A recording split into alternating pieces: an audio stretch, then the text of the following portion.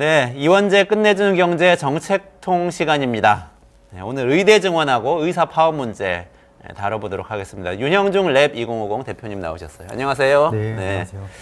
지금 상황이 굉장히 뜨거운데요. 윤석열 정부는 의대 정원을 2,000명 증원하겠다 이렇게 발표를 했었고, 지금 의사 전공의들 중심으로 해서 파업하고 의대생들 휴학하고 이런 상황이 벌어지고 있는데, 요거 일단 정부에서 어떤 계획을 이야기하고 있는지부터 좀 정리를 해주시면 좋겠습니다. 네, 지금 굉장히 상황이 긴박하게 좀 돌아가고 있습니다.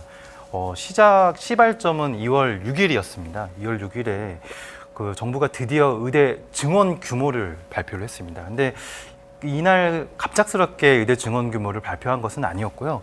상당히 어느 정도 이제 절차를 거치고 또 예고를 하면서 발표를 했습니다. 이게 제 기억으로는 윤석열 정부가 정책을 발표하는, 정책을 외부에 공개하는 프로세스를 저는 여러 가지를 좀 지켜봐왔었는데요. 굉장히 이례적인 좀 사례라고 또 보여지기도 합니다. 예를 들면은 그 학령 연령 그 하향 조정의 경우에는 그 대통령 업무보고 시에 돌발적으로 그냥 언론에 보도되는 방식으로 튀어나오기도 했었고, 금투세 발표 같은 경우에는 전년 바로 다다음 날 발표할 올해 년도 경제정책 방향에도 담기지 않은 정책들이 갑자기 나오기도 했었잖아요. 그러니까 이런 식으로 윤석열 정부의 많은 정책들이 대단히 돌출적이다. 그리고 예고도 없었고 계획도 없었다. 그리고 발표된 이후에 어떤 식으로 절차를 진행해야 할지 거기에 대한 로드맵이 없었다라는 공통점이 있었는데요. 근데 이 정책은 좀 달랐습니다. 이 정책은 지난해 10월 26일에 의대 정원 확대 추진 계획을 발표를 했었습니다. 그리고 나서 실시한 게 무엇이냐면은 40개 의과대학들을 상대로 그 의대 정원을 얼마만큼 늘릴 수 있는지 그 수요조사를 실시를 했습니다. 수요조사를 실시해서 그 수요조사를 확인을 했고요. 또 이제 그렇게 10월 26일부터 2월 6일까지 한 3개월 조금 넘는 기간이 있었잖아요. 그 기간 동안 그 보건복지부 발표에 따르면 의사협회랑 의료 현안 협의체를 구성했고요. 그리고 그 의사협회뿐만이 아니라 여러 다양한 이해관계자들과 총 130차례 이상 협의를 했다고 합니다. 그래서 지금 날짜 수가 130일이 안 되거든요. 그래서 하루에 한 해 이상씩 상당히 많은 그런 협의를 한 것이죠. 그리고 나서 이제 예고를 거쳐서 물론 몇 명을 과연 발표할 것인가는 이제 베일에 쌓여져 있었거든요. 또 이게 굉장히 초미의 관심사였고, 근데 그 발표한 숫자도 상당히 좀 그 의외의 숫자인 2,000명이라는 숫자를 발표를 했습니다. 이제 2,000명이라는 숫자를 발표하게 되면서 어떤 내용들을 발표를 했냐면은 그 2025년부터 2,000명을 늘리게 되면 이 인원들이 2031년부터 이제 확대가 되기 시작하거든요. 보통 의과대학은 예과 2년과 본과 4년을 다니기 때문에 6년 정도가 걸립니다. 그래서 지금 보건복지부가 추산하기로는 2035년까지 우리가 더 필요한 의사 수가 1만 명 정도라고 생각을 하고 있고요. 그래서 2031년부터 2,000명이 더 확장되어야 2035년까지 2,000명 곱하기 5 해가지고 1만 명이 달성될 수 있을 것이라고 보고 있습니다. 그래서 이렇게 의대 증원 규모만 발표한 게 아니고요. 필수 의료 정책 패키지라는 정책들도 같이 발표를 했거든요. 그래서 이 정책들은 좀 내용이 많기 때문에 조금 이따 천천히 설명드리도록 하겠습니다. 이 의사 명수 가지고 일단은 저 의대생 증원 명수 가지고 굉장히 논란이 치열한 것 같아요. 그러니까 저는 보니까 서울대 김윤 교수 같은 경우에는 이런저런 인터뷰에서 얘기하시는 거 보니까 서울대 의대 교수로 이렇게 발언 많이 하시는 전문가이시잖아요. 네. 그분은 3,000명 이상 돼도 모자랄 지경이다. 전국의 의사가 2만 명, 3만 명이 지금 모자라다. 이렇게 얘기를 했고, 이 의사들은 또 전공의들도 그렇고 의사협회에서도 그렇고 현재도 의사가 모자라 상태가 아니고 사실. 그리고 고령화되면서 점점 그러니까 저출생 고령화로 인구가 변동하면서 점점 의사가 더 남게 될 수도 있고, 또 특히 이제 이번에 전공의들은 개원의들의 경우에는 지금도 수지 타산 맞추기가 어려운데 더 늘어나면은 개원하기도 굉장히 어려워진다. 이런 얘기들을 계속 하고 있어서 이게 격차가 굉장히 큰 것 같아요. 네. 방금 좀 말씀하셨던 것 중에서 이제 개원이들의 경우에는 수치 타산을 맞추기가 어렵다라는 거는 좀 팩트 체크가 필요한 사안인 것 같아요. 네. 보통 이제 개원이가 개원 아닌 의사들보다 이제 평균 연봉이 더 높게 나오고 있거든요. 아무튼 이제 그 의사 수를 많다 적다라는 거를 그 판단하는 건 사실 대단히 어려운 일입니다. 왜냐면은 그 나라의 여러 가지 환경과 또 의료 수요와 이런 것들을 다 종합적으로 고려를 해야 되는 것이거든요. 근데 절대적인 숫자만을 봤을 때는 우리나라가 분명히 적은 거는 맞습니다. 왜냐하면 절대적인 숫자라 그런다면 당연히 그냥 의사 수라고 생각을 해야겠죠. 인구 대비 의사 수라고 해야겠는데 인구 대비 의사 수가 OECD 기준으로는 우리나라가 그 1000명당 한 2.5명, 2021년 기준으로 2.5명 정도 되고 그 OECD 평균은 한 3.7명 정도 됩니다. 한 1.2명 정도의 차이, 상당한 차이가 있고요. 그리고 이렇게 그 의사 인원수가 좀 그 적게 된 배경으로는 의대 정원이 1998년부터 한 명도 늘지 않았습니다. 네. 그러니까 의대 정원의 규모가 우리가 3,058명으로 19년째 유지됐다라고 표현을 많이 하는데요. 정확하게는 19년이 아니라 1998년부터면 한 26년 정도 됐잖아요. 네네. 예, 그러니까 26년부터 한 명도 늘지 않았습니다. 26년 동안 안 네, 이게 왜 3,058명은 왜 19년인데 왜 26년이냐라고 질문하실 수 있잖아요. 오히려 줄였기 때문입니다. 그러니까, 예. 네. 그래서 지금 보건복지부 줄였어요. 얘기로는 1998년도에 우리나라가 3,507명의 의대 정원 규모를 가지고 있었는데 이때 줄이지 않았더라면 지금의 의대 정원 증원은 필요 없었다라고까지 얘기하고 있거든요. 그러니까 매년 500명씩 그때 27년 전부터 쭉 그 배출이 됐더라면은 지금 부족하지 않다라고 얘기를 하고 있는데 그때 어떤 이슈가 있었냐면은 당시 의약분업 때문에 의사들이 대대적으로 파업하고 그리고 정부 정책에 반대하는 일들이 생겼었습니다. 지금과 비슷하게 그 전공의들뿐만 아니라 의사들이 이제 진료를 거부하는 상황에 이르렀고 그 일을 주도했었던 사람이 사실은 지금의 성남시장인 신상진 네. 4선 국회의원이죠. 네네네. 예. 근데 좀 이상하게도 의사 출신이죠. 예, 의사 출신이고 국민의힘의 4선 의원 출신의 성남시장이신데 보통 이제 한 정당에서 다른 목소리를 낼 수는 있으나 당론과 부합하지 않는 목소리를 낼 때 이제 내부 조율들이 있고 그 당에서는 어떤 소통이 있고 당에서는 어떤 방침도 있고 그렇잖아요. 근데 지금 국민의힘에서는 사실 그런 얘기가 좀 없는 것 같습니다. 그래서 한번 좀 분명히 이 자리에서 좀 밝혔으면 좋은 게 한동훈 비대위원장이 신상진 의원의 최근 이제 정부의 의료 정책을 반대하는 발언들에 대해서 어떤 입장을 좀 가지고 있는지 분명히 한번 밝힐 필요가 있을 것 같고요. 그거 하나 좀 짚고 넘어갔으면 하고요. 그래서 당시 그 정부가 의사들을 달래기 위해서 의대 정원 규모를 단계적으로 감축을 했습니다. 그래서 3,500명에서 2000년도에 3,200명으로 감축했고 2006년도에는 3,058명까지 500명을 딱 감축한 것입니다. 그게 지금까지 쭉 오게 된 것이었고요. 그래서 이렇게 해가지고 이제 그 의사 수들이 지금 감축된 대로 19년째 지금 유지되고 있는 상태입니다.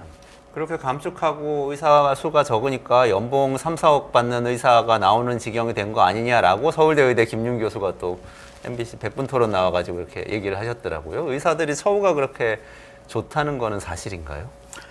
이게 사실 직군별 연봉 통계라는 거는 내기가 상당히 쉽지가 않거든요. 국세청에서도 뭐 근로자 이렇게 하지 근로자의 뭐 삼성전자 뭐 어디 직군별로 이렇게 공개를 하는 것도 아니니까요. 그래서 하지만 이제 보건 의료 직종에 대해서는 이것에 대해서 얘기를 할 수 있는 나름의 근거들이 있습니다. 왜냐하면은 보건복지부가 매년 그 보건 의료 인력 실태 조사라는 거를 발표를 하거든요.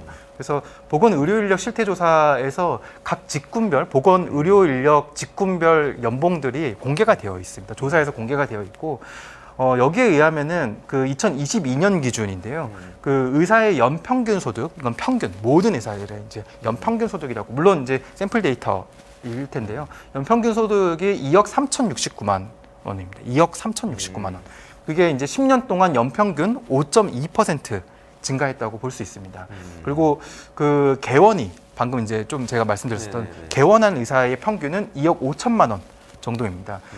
이 금액이 지금 뭐 OECD 국가에서는 이제 단연 톱 수준, 톱 수준이고요. 네네. 그리고 근로자 평균 연봉을 보면은 2022년 이제 국세 통계에 의하면 4,200만 원 정도 되거든요. 그래서 네네. 그 근로자 평균 연봉에 비해서 한 5배 이상 높다라고 볼 수 있습니다. 네. 지금이 2.3억 원이다 이렇게 평균을 얘기하면 이게 모든 의사를 다 포함한 거니까 네. 갓 졸업한 사실 전공의부터 시작해가지고 개업이들까지 모두 다 평균을 낸 거죠. 그렇죠. 그래서 김윤 네. 교수가 4억 원이라고 했을 때는 뭐 30대 중반 이후에 전문의 같은 경우에 뭐 4억까지도 받는다 이렇게 얘기를 한 거니까 그 그게 모든 사람들이 다른 그 거죠. 정도 받지는 않겠으나 네. 굉장히 대형 병원에서 전문의로서 또 잘 인정을 받는 그런 사람들의 일부에 한해서는 또 그 정도 받을 수 있겠죠. 그렇죠. 예. 그리고 또 개업이가 경쟁이 치열해서 지금 살아남기조차 어렵다 이렇게 얘기했을 때는 어려운 개업이들은 그렇지만 또 평균이 2억 5천만 원 5천입니다. 정도 된다는 것은 또 뭐 4억 버는 분들도 계실 수 있다는 당연히 거죠. 많이 파산하는 계시죠. 분들. 예. 그러면 이제 이렇게 평균과 본인이 느끼는 건 다 차이가 있고 다 본인 입장에서 발언하니까 그런 거지만 객관적인 사실은 어쨌든 우리나라 의사 보수는 연간 2억 3천만 원 내지는 2억 5천만 원으로 OECD 국가 중에서는 단연 톱이다. 단연 톱이고 증가 수준도 상당히 높은 수준인데요. 예. 증가 수준이 10년 동안 OECD의 그 보건 통계가 있거든요. OECD 보건 통계에 따르면은 증가 수준이 한국보다 더 앞선 나라가 무려 6개 국가나 있어요. 많이 있네요, 그래도. 그게 어떤 나라냐면요. 헝가리, 칠레, 에스토니아, 슬로바키아, 체코, 아이슬란드거든요. 개발도상국 같은데. 네, 대부분? 아이슬란드 그렇죠. 빼면은 거의 그런데요. 근데 이 국가들의 공통점은 애초에 10년 전에 그 상당히 의사들의 연봉이 낮아져요. 보통 증가율이라는 거는 분모가 어떠냐에 그렇죠, 따라서 그렇죠. 차이가 크잖아요. 그래서 10년 전에 그 애초에 받던 금액 자체가 한국보다 많았던 나라는 단 한 국가도 없습니다. 그래서 한국은 이미 많이 받고 있는 상황에서도 증가율도 이 국가들을 빼면은 세계 최고 수준이라는 것이죠. 10년 전이라고 그러면 2010년대부터 계산하신 거잖아요. 그렇습니다. 근데 연간 5% 이상씩 계속 올랐고 네. 그러다 보면 이제 10년이 지나면은 뭐 60, 70% 이렇게 오르게 되는 그런 네, 상황이 그렇습니다. 되는 거죠. 누적해서. 예, 예. 그럼 굉장히 많이 오른 거고 또 그 기간 동안 우리나라 경제가 그만큼 성장한 것도 사실은 아닌 것 같고 다른 특히 이제 평균 근로자 소득 전혀 그렇게 성장하지 않았는데 의사만 유독 그 그랬다. 보건의료 인력 실태 조사에 따르면은 그 관련된 직군들별로 쭉 그 다 나와 있습니다. 평균 연봉이 얼마이고 증가율이 얼마이고 다 나와 있습니다. 그래서 뭐 치기공사, 뭐 간호사 다 나와 있거든요. 그러니까 예를 들어서 간호사 연평균 보수는 4,744만 원이고요. 10년 동안 연평균 3.8% 증가를 했습니다. 근데 이번 정부 정책에서 상당히 눈여겨봐야 할 게 제가 이제 조금 전에 말씀드렸었던 필수 의료 정책 패키지도 같이 나왔지만 간호사분들의 이제 입학 정원도 2025년부터 똑같이 2025년부터요. 1,000명씩 증원하겠다라는 정책도 같이 발표가 되었습니다. 그래서 지금 그래요? 네. 간호사분들은 이제 오히려 이제 그 눈에 띄는 그런 반대 움직임들, 파업 같은 움직임들이 잘 보이지 않아서 이 정책들이 잘 보이지 않는 것이지 그 심지어 간호사의 간호대의 정원은 이번에만 증원한 게 아니고요. 그 2008년만 해도 간호대 입학 정원은 11,000명, 의대 정원은 3,058명이라 그랬잖아요. 네네. 근데 간호대 입학 정원은 2008년도에 11,000명이었었는데 2023년도 그러니까 지금 늘리기 전에 입학 정원이 23,000명.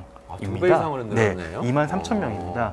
23,000명인데도 부족하기 때문에 2025년부터 1,000명씩 더 증원하겠다는 그런 계획을 발표하고 있습니다. 그럼 그동안에 간호사들은 인력이 계속해서 증원되고 있었는데 의사는 동결되거나 또 길게 보면 감소한 상태였고 불균형이 또 있을 수도 있겠네요. 진료 현장에서는. 그렇죠. 그리고 심지어 요즘은 최근에야 한 요 1, 2년 사이에 꽤 오래 의료계의 관행이자 고질적인 문제였었던 PA라고 네네네. 사실상 그 의료 행위와 비슷한 행위를 하고 있는 의료 보조를 네네. 하고 있는 네. 그 간호사분들이 이제 상당히 있어 왔고 지금까지도 있어 왔는데 그러니까 이분들이 그런 역할까지도 하면서 이제 그 지금의 의료 시스템 체계들을 좀 지탱해 왔던 것이고 지금 파업의 전면에 선 전공의분들은 그 진행자분 기자 출신이시다 보니까 수습 기자 겪어보셨잖아요. 네네네. 굉장히 가혹한 네, 맞아요. 시절의 수습 기자 잠도 안 재우면서 1시간, 2시간 저도 그렇게 하루에 16시간, 17시간씩 예. 일하고. 근데 거기보다 더 가혹한 쪽이 바로 전공의들, 인턴 레지던트들인데 네네네. 대표적입니다. 이게 왜 가혹하냐면은 잠 안 재우고서 일 시키는 것도 비슷했지만 욕설과 위계적인 분위기와 막 이런 것들도 상당히 비슷했기 때문에 근데 이제 최근 들어서는 이런 이제 문제가 되는 문화들은 상당히 개선이 되었다고 네네. 해요. 하지만 여전히 개선되지 않은 부분들은 장시간 근로입니다. 옛날에는 뭐 100시간 이상이었지만 여전히 80시간 이상의 근무들은 비일비재하고요. 그래서 이분들이 장시간 근로를 하고 PA 간호사들이 몇만 명 정도 되는 정도의 이제 일들 과잉 근로를 그 하면서 어느 정도 이제 지탱해 왔었던 것이죠. 근데 그런 것들을 보면은 그 이제 의사 수가 좀 부족한 게 맞지 않나라는 또 판단이 들 수 있는 반면에 그 의사분들이 제일 많이 제시하는 데이터들은 우리나라 그 국민들의 외래 진료 건수입니다. 외래 진료 건수는 네네네. 또 OECD 국가 중에 가장 높다. 그렇기 네네네. 때문에 의료 접근성이 아주 충분하기 때문에 네. 의료에 충분히 공급되고 있다. 그래서 의사 수가 더 공급될 필요가 없다라는 또 이제 논리를 내세우고 있는. 진료 맞습니다. 의사 수가 좀 작아 보이더라도 진료를 많이 하기 때문에 크게 문제가 있는 게 아니다. 그렇습니다. 그렇게 얘기하고 예. 있는데 아까 말씀하신 거는 근데 전공의들이 이렇게 과로하고 그런 거면은 전공의가 늘어나면은 과로 안 해도 될 것 같은데 이런 생각이 상식적으로 들잖아요. 또 전공의들이 배치되어 있는 쪽은 대학병원, 종합병원들이고 네. 그리고 이제 이제 방금 이제 외래 진료 건수는 물론 종합병원 외래 진료 건수도 많지만 개원의들의 외래 진료 건수도 네, 굉장히 네, 많잖아요. 네. 또 외래 진료 건수만 보면 안 되는 게 이건 뭐 당연히 통계적으로 나와 있는데 한국의 그 1인당 그 진료 시간을 기준으로 보면요. OECD 평균의 3분의 1이 되지 않습니다. 네네. 그래서 그런 걸 감안하면 의료의 공급이 충분히 제공되고 있느냐에는 또 여전히 좀 논란의 여지가 있습니다. 진료 시간은 짧다. 네. 그러게 유명한 개원의 선생님들 만나서 진료 받으려고 그러면 정말 30초 진료 하는데 하죠. 몇 달이 걸리기도 합니다. 몇 달이 네. 걸리기도 네. 하고. 네. 그런 점들이 있지만 어쨌든 여기 이견이 있고 지금 보니까 바로 조금 전에 속보 보니까 22일 오전까지 전공의 같은 경우에는 3분의 2가 지금 업무를 근무질 이탈했고 네. 근무지 이탈이라고 일단 표현을 해야 될 것 같고 그리고 의대생들 같은 경우에도 지금 18,000명 전국 의대생 중에서 11,000명이 휴학계 제출했다고 그래요. 네. 오늘 아침에 집계한 것까지. 휴학계를요? 그래서 네. 반발은 굉장히 큰 것 같은데 네. 그럼 요거를 이렇게 한번 좀 보면 어떨까요? 실제로 이렇게 정부 계획대로 의사를 증원했을 때 우리가 그동안 많이 얘기하던 필수 의료 네. 문제라든지 또는 지방에는 의료 서비스가 잘 공급이 안 되고 다 서울에 있는 대학병원으로 와야 되는 문제, 이 문제들이 해결이 될까? 네. 그 문제를 좀 하나씩 짚어보면 어떨까 싶은데요. 네, 그 부분이 이제 정부 정책에 담긴 필수 의료 정책 패키지라는 부분입니다. 네네. 그러니까 필수 의료 정책 패키지에, 그러니까 지금 이 문제를, 지금 한국 의료의 문제를 두 가지로 좀 나눠서 봐야 되는데요. 하나는 이제 총량의 문제라고 볼 수 있고, 하나는 이제 배분의 문제라고 볼 수 있습니다. 근데 의사협회와 의사분들의 대다수는 총량의 문제는 없다. 는 것입니다. 총량의 문제라기보다는 배분의 문제가 대다수의 문제를 차지하기 때문에 이 배분의 문제만 풀면 총량의 문제는 이제 오히려 보이지 원래 없던 문제이기 때문에 아무 문제 없을 것이다라고 이제 보고 있는 것이고요. 하지만 이제 지금 보건복지부나 이제 몇몇 이제 의료 전문가들은 이 총량의 문제와 배분의 문제를 함께 풀어야 된다라고 이제 얘기를 하고 있습니다. 이 배분의 문제라는 거는 당연하게도 필수 의료와 이제 지역 의료에 충분한 의료 공급이 될 수 있도록 유도하는 그런 정책인데요.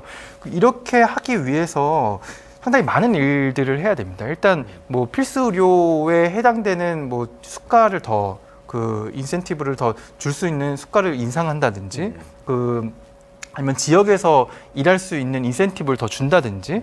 근데 인센티브만으로 더 가기는 쉽지는 않잖아요. 왜냐면은 이미 필수 의료가 아닌 쪽, 지방 의료가 아닌 쪽에 엄청나게 많은 인센티브 이상의 요인들이 존재하는 상황이기 때문에 네네네.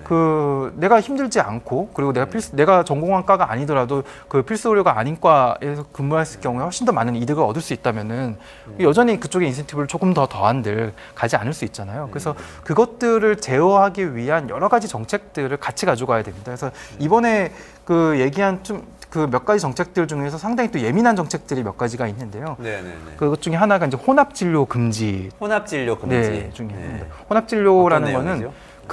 급여 대상, 보통 이제 건강보험 대상인 진료 행위를 급여 대상이라고요 표현하고요. 건강보험 대상이 아닌 진료 행위를 비급여 대상이라고 표현합니다. 근데 우리가 보통 아파가지고 급여 대상의 진료를 받으러 갔는데 네. 의사분들과 이제 간호사분들과 상담을 하면서 비급여 치료를 함께 받는 경우가 더 있습니다. 근데 이런 거 갖다가 이제 혼합 진료라고 표현을 하거든요. 근데 이제 이런 혼합 진료가 금지되게 됩니다. 금지되게 되는 것들을 이 정책에 담으면서 이제 논의해보자라고 이제 보건복지부가 밝히고 있습니다. 요즘 가서 얘기하면은 간호사님이 혹시 실손보험 있으세요? 아, 네, 이런 거 많이 바로 물어보세요. 그겁니다. 그러니까 실손보험도 굉장히 중요한 문제인데요. 실손보험 있으면은 이제 좀 비싼 거라도 네, 권하겠다 네. 이런 얘기인 거죠. 네, 그러니까 보통 비급여 진료를 이렇게 소비자들이 이제 꺼리는 이유 중에 하나는 당연히 본인 부담금을 많이 내야 되기 때문에 건강보험 해당되지 않기 때문에 많이 내야 되기 때문에 그 많이 꺼리는 그런 측면들이 있는데 이 본인 부담금이라는 이 이제 어쩌면 통제 장치를 실손보험이 이제 확 풀어주면서 도덕적 해이가 많이 발생하게 된 것입니다. 네. 이게 필수 의료, 이게 이제 기본적인 급여 대상의 진료도 과잉 진료를 하게 되는 원인이기도 하지만 비급여 진료도 과잉 진료를 하게 되는 또 핵심적 원인이거든요. 그래서 이 실손보험의 문제도 함께 개혁 대상이 되어야 되고요. 또 그래서 혼합진료 금지라는 건 그걸 딱 끊어주겠다는 거죠. 그렇죠. 그럼 예. 급여 대상 진료만 하고 비급여는 그러면 비급여 진료는 그럼 그 다음에 오면 다시 이제 처음부터 얘기를 해야 한다. 하는 거죠. 그 그렇게 끼어 된다. 팔기가 이제 네. 어려워지는 것입니다. 금지하겠다. 예. 예를 들면 백내장 수술 같은 경우는 혼합진료의 비율이 한 100% 정도 된다고 하거든요. 도수치료 같은 경우도 한 90% 정도 되고요. 그래서 이런 것들이 이제 애초에 이 진료를 받기 위해서 오는 사람들에게 이제 대상이 되게 됩니다. 도수 치료 처음부터 받으러 와야만 네. 도수 치료할 수 있다. 네, 그렇습니다. 이렇게 되는 거네요. 그렇군요. 지역 문제는 어때요? 지역 간 배분 문제는? 지역 간 배분 문제는 지금 발표된 정책만으로는 지금 발표된 정책은 증원된 의대의 규모를 이 우선적으로 비수도권 의과대학을 중심으로 집중 배정한다라고 표현하고 있고요. 그리고 비수도권 의과대학에서는 그 지역 인재 전형이 60% 이상을 차지하도록 하겠다 정도의 방침만 밝혀둔 상태입니다. 물론 이 정책들이 조금 더 지역 의료와 연계돼서 지역의 의사들이 남게 하려면은 그 더 추가적인 정책들이 좀 제시되어야 할 것으로 보이고요. 근데 이게 이제 문재인 정부 시절 때도 이제 비슷한 의료개혁 논란들이 있었잖아요. 네네. 그때 이제 민주당과 문재인 정부가 냈었던 안들 중에는 공공의대 설립이라든지 그 지역에 그 인센티브를 주는 방식들이라든지 이런 것들을 더 그리고 지역 거점 병원들을 중심으로 육성한다라는 방안들이라든지 이런 여러 가지 것들이 나온 적이 있었습니다. 이런 네. 방안들을 함께 지금 보건복지부는 좀 논의를 하겠다라는 그런 입장을 가지고 있습니다. 그러면 혼합진료 금지하고 그 의대 증원 이게 이제 지금 좀 굉장히 중요한 두 가지의 패키지라고 볼 수 그렇습니다. 있는 건가요? 네, 네. 요거 지금 어떻게 평가할 수 있어요? 그러니까 두 가지가 아까의 그 문제들을 의사들이 이거 갖고는 해결 안 된다라고 얘기했던 그 배분의 문제를 어느 정도 해결할 수 있는 걸까요? 물론 지금 배분의 문제를 완벽하게 해결할 수 있는 수준의 정책들이 발표되지는 않은 것 같습니다. 근데 문제는 지금의 논란 자체가 지금 의대 증원 쪽에 완전히 쏠려 있거든요. 그래서 네네네. 이 논의가 그 이쪽에만 쏠려 있기 때문에 배분의 문제를 어떤 식으로 다룰 것이에 대한 논의가 시작조차 못하고 있는 그런 상황입니다. 네네. 그래서 지금 우리가 균형을 맞추기 위해서라도 배분의 문제를 건드릴 수 있는 구체적인 정책들을 정부가 조금 더 제시를 하고 그리고 그런 정책들을 그러니까 저희 같은 뭐 토론 프로그램이라든지 여러 군데에서 좀 다뤄줄 필요가 좀 있다고 보여집니다.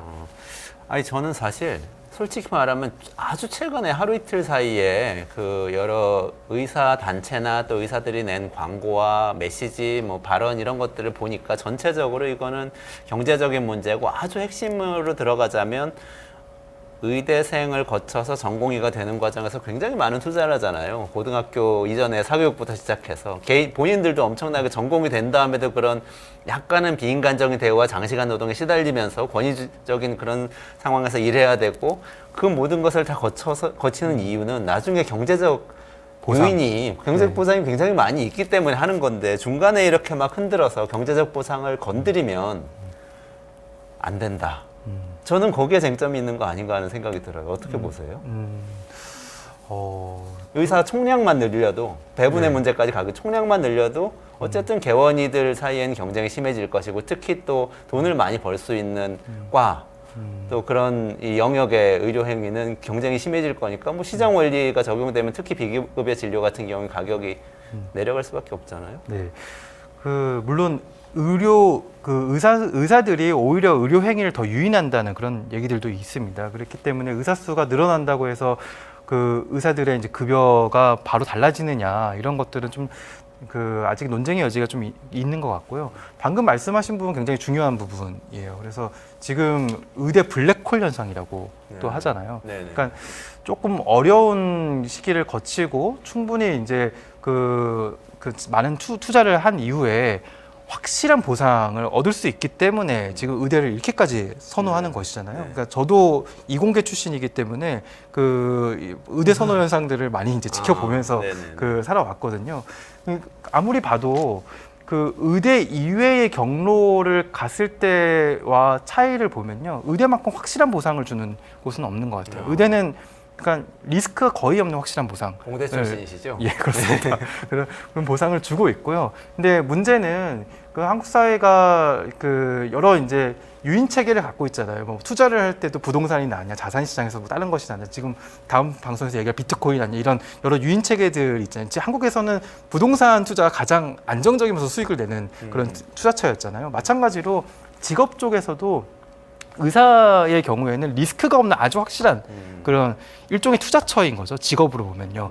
근데 이런 균형을 그 지금은 완전히 이제 그런 균형이 깨져버린 상태이기 때문에 지금 2,000명을 늘리면은 이공계 핵심 인재들이 또 다 간다라고 얘기하고 있잖아요. 분명히 그렇게 될 거긴 합니다. 근데 그 이익 균형을 좀 맞춰주기 위해서는 물론 이제 이공계 쪽에 그 좋은 성공 사례들도 많이 나와야겠지만 그 이쪽에 가면은 리스크 없이 무조건 성공할 수 있는 또 어느 정도의 한국의 의료비 수준이 이미 GDP 대비 평균 수준을 넘어섰어요. 이게 무엇을 의미하냐면은 GDP 대비 평균을 어떤 때 도달하냐면은 그 고령화율에 따라서 도달하거든요. 선진국 평균으로 예. 거죠. 근데 한국은 아직 고령화율이 빠르게 가파르게 올라가고 있긴 하지만 OECD 평균 수준을 이르지 못했습니다. 네네네. 근데 이르지 못했는데도 불구하고 의료비 평균 수준을 넘어섰기 때문에 아마 이 수준이 더 빠르게 올라갈 것이거든요. 네. 그래서 과잉 진료를 하는 행위별 수가제도, 실손보험제도 이런 제도들이 다양하게 영향을 미쳐서 지금 의사들의 이제 연봉 수준을 좀 만들고 있는 것이죠. 그래서